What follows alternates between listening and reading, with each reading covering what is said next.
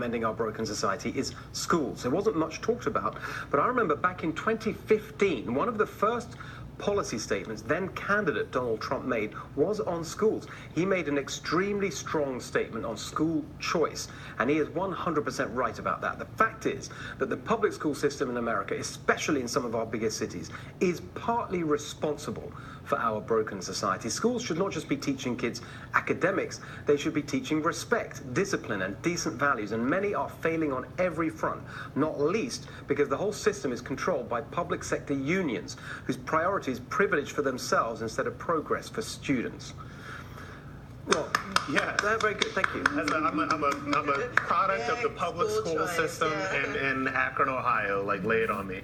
And look, like I said, I'm the product of one of these schools. I know what it's like to go to a school where you're not really learning much. We have people graduating my high school that could barely spell their names, and these schools are an issue. It's really an issue. And when you bring up the school choice thing, and I bring this up all the time, that in the Florida governor's race, it was DeSantis and Gillum. DeSantis got 18% of black female votes based solely on the school choice thing. School choice is a black choice. School choice is a black choice. I love that. Yes. And then when you talk about skills, I really do think that we need to start thinking more about technical skills for we'll get to that in a second, but I just want to, Tammy, on the school choice point, it's interesting. It was, I mean, the president had, it's one of the things when I just learned, who's this guy, Donald Trump, and immigration policy came first. The tax policy was very impressive. The corporate tax cut. I thought, wow, this is really smart policy. Everyone forgets that it was a very policy-driven campaign.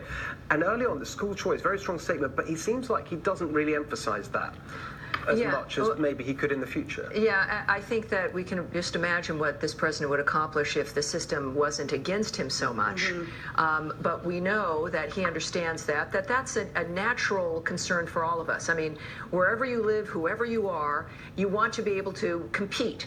And I think school choice, Americans understand this as well. When you're able to choose someone, like anything in the marketplace, they have to compete for you also. So their schools are inevitably going to get better, of course, because then they realize that that's the nature of competition.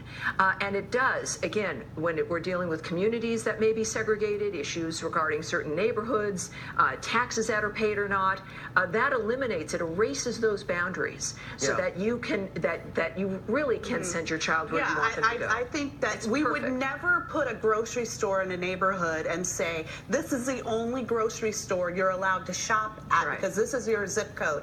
Some places do. You can go to the hood grocery stores and you're buying a rotten head of lettuce for $8. That's because people don't have a choice to go out to the discount stores, to the Walmarts.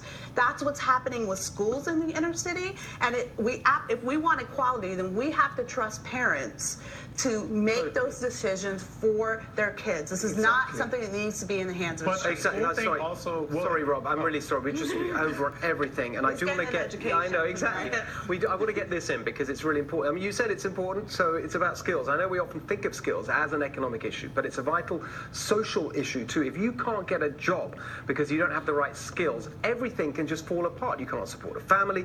You can't play a positive role in the community. It's not just an economic disaster. It's a social disaster too. Thankfully, we've got people working on solutions. Ivanka Trump and her Workforce Development Initiative, and she's working with CEOs and governors around the country, not least Iowa's Kim Reynolds. Now, for our show on Labor Day weekend,